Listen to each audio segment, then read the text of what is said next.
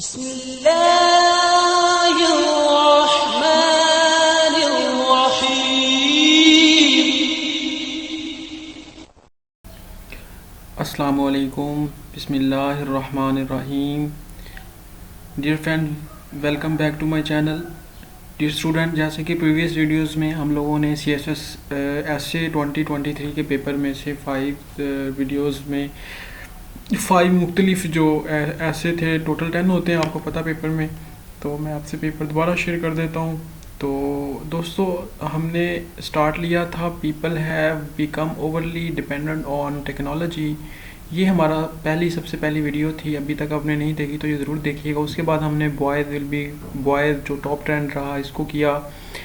फिर हमने दोस्तों देखा to encourage healthy eating, higher taxes should be impose on soft drink and junk food.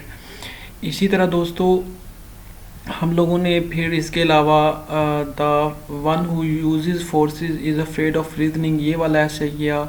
इसी तरह हमने instruction in youth is like engraving in stone, ये वाले ऐसे यानी 5 ऐसे किए। तो जो आज का टॉपिक है जिसकी हम आउटलाइन बनाएंगे, उसके हम पूरे ऐसे में उसकी इंट्रो, उसकी बॉडी, उसके कंक्लूजन को अंडरस्टैंड करने की कोशिश करेंगे। तो बहुत ही इंपॉर्टेंट और इंटरेस्टिंग वीडियो है, मेरे साथ रहिएगा। इंशाल्लाह मैं आपको बाकायदा तौर पे एक लिखा हुआ शॉर्ट ऐसे भी दिखाऊंगा। तो दोस्तों, आज का जो हमारा टॉपिक है वो है दोस्तों, not all recycling projects are cost effective. तो इसकी सबसे पहले तो अंडरस्टैंड करने की कोशिश करते हैं कि इस टर्म का मतलब क्या है, और फिर हम इसकी आउटलाइन बनाते हैं। फिर मैं आपको इस पे एक लिखा हुआ शॉर्ट ऐसे दिखा देता हूँ, और इंशाल्लाह जो नेक्स्ट वीडियो आएगी उसमें हम लोग करेंगे both parents should assume equal responsibility in raising a child, ये वाले ऐसे को। तो चलें दोस्तों, स्टार्ट करते हैं। अभी जो मैंने आउटलाइन बनाई है वो आपसे शेयर करता हूँ। तो दोस्तों, ये not all recycle projects are cost effective, ये एक आर्ग्यूमेंट है। क्या आप इसके साथ सेटिस्फाई करते हैं कि नहीं? तो ये 2023 का ऐसे है। तो दोस्तों, इसकी सबसे पहले वो कहता है कि जो तमाम रिसाइकलिंग की हम डिफ़ाइन भी करेंगे, मैं आउटलाइन में बताऊंगा। तो इस टर्म का मतलब ये है, कहता है कि जितने भी जो भी रिसाइकलिंग सारे प्रोजेक्ट्स होते हैं वो सारे कॉस्ट इफेक्टिव नहीं होते। हालांकि रिसाइकलिंग आपको पता है ये असल में बेसिकली जो आपका वेस्ट मटेरियल होता है, पर्टिकुलरली प्लास्टिक या आपका पेपर, तो उसको हम लोग रिसाइकल करके उससे दोबारा प्रोडक्ट्स बना लेते हैं, तो वो बहुत ज़्यादा कॉस्ट इफेक्टिव भी होता है। लेकिन वो कहता है not all recycle project are cost effective, लेकिन सारे जो रिसाइकल प्रोजेक्ट हैं वो ज़रूरी नहीं है कि वो कॉस्ट इफेक्टिव भी हों। तो इसको देखते हैं दोस्तों। सबसे पहले तो इसकी आउटलाइन बनाएंगे। इसकी आउटलाइन में हम लोग सबसे पहले इसको डिफ़ाइन करेंगे, डेफिनेशन ऑफ रिसाइकलिंग। क्या डेफिनेशन है ये मैं अभी से आपको वेबसाइट पर दिखा देता हूँ। ये दोस्तों मैंने इधर ऐसे खोला हुआ है, ये मुझे एक ऐसे मिल गया है, तो ये मैं आपसे शेयर कर देता हूँ। देखो दोस्तों, उसने इसकी डेफिनेशन की है कि recycling is a process of converting waste material into new product. तो ये इसकी डेफिनेशन है। इसी तरह वो कहता है, ये उसने इसको डिफाइन कर दिया सबसे पहले। उसके बाद हम देखते हैं जो इसकी नेक्स्ट हेडिंग है वो क्या है। वो दोस्तों कहता है explaining of the significance of cost effectiveness in recycling projects. तो वो उसने की हुई है इसकी इफेक्टिवनेस। कहता है it is done in order to reduce the amount of waste sent to landfill और reduce to the impact on the environment. Recycling, ये उसकी सिग्निफिकेंस आ गई। Play a significant role in reducing the environmental impact of the waste and conserving natural resources. So it helps to reduce the use of raw material, conserve energy, reduce greenhouse emissions. The purpose of this essay is examine to the cost effectiveness of recycling project, including those that are cost effective and those that are not. तो हम दोनों ही को देखेंगे। The essay will explore the factor that determine the cost effectiveness of recycling project and provide example of both cost effective and non cost effectiveness. तो दोस्तों, ये तो हमारा था शॉर्ट इंट्रो। इसके बाद देखें आगे उसने थीसिस स्टेटमेंट लिखी है। थीसिस स्टेटमेंट क्या है कि while recycling play a critical role in reducing the environmental impact of the waste, conserving natural resources। ये इसकी थीसिस स्टेटमेंट है, देख लें। तो आप कहेंगे तो मैं आपको इस वेबसाइट का लिंक भी शेयर कर दूंगा। तो दोस्तों, उसके बाद मज़ीद आउटलाइन देखते हैं। उसके बाद ये आप सिग्निफिकेंस करेंगे, फिर थीसिस स्टेटमेंट करेंगे। ये हमारा इंट्रो हो गया 3, यानी हमारी शॉर्ट इसकी जो है वो आउटलाइन बन गई। उसके बाद दोस्तों इसकी मेन सेकंड जो मेन हेडिंग होगी वो होगी the economic factor affecting recycling. तो उसमें हम देखेंगे कि the cost of collection and processing of recycle material, उसकी क्या कॉस्ट आती है। इसके अलावा the fluctuating value of recycle material, the potential for government subsidies and incentives, तो इसका क्या पोटेंशियल है, यानी ये इकोनॉमिक फैक्टर अफेक्टिंग रिसाइकलिंग। तो ये इसके इकोनॉमिक फैक्टर तीनों ही डिस्कस करेंगे। कलेक्शन और प्रोसेसिंग रिसाइकल मटेरियल पे क्या कॉस्ट आती है, fluctuating value of recycle material पे क्या इस पे इम्पैक्ट डालती है, और गवर्नमेंट सब्सिडीज़ या इंसेंटिव्स क्या प्रोवाइड करती है रिसाइकलिंग करने वालों को।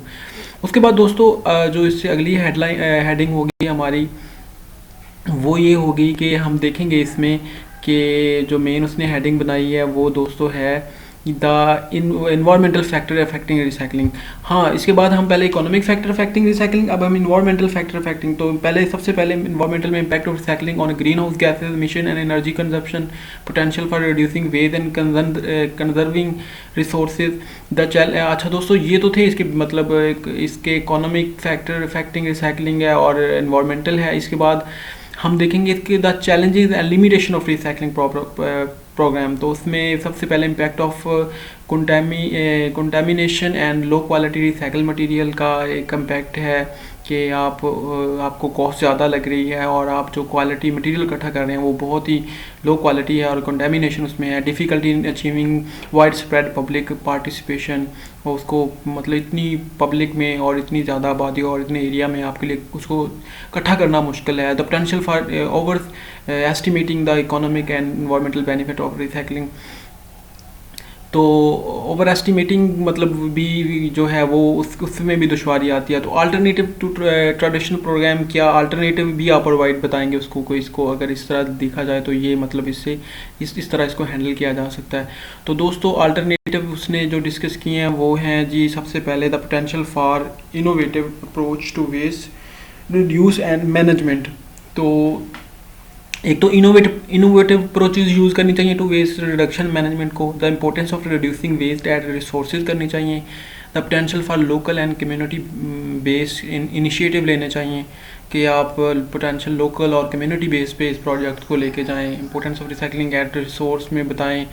और दोस्तों इसके बाद हम इसको कंक्लूड करेंगे। Summary of all key points हैं, final thoughts on the significance of cost effectiveness and call to action for promoting sustainable waste reduction and management practice, ये इसका कंक्लूड करेंगे। कंक्लूजन में हम प्रूव करेंगे कि it is true that not all the recycle projects are cost effective. तो ये जो मैंने ऐसे आपसे शेयर किया है इसमें भी थोड़ा सा मैं आपको दिखा देता हूँ। फिर इसके बाद इंशाल्लाह नेक्स्ट वीडियो में हम बोथ पेरेंट जो है वो रिस्पॉन्सिबिलिटी है उनकी जो चाइल्ड में वो उसको डिस्कस करेंगे। A factor that determine the cost effectiveness, type of material, availability of resources, market demand, collection and transportation cost.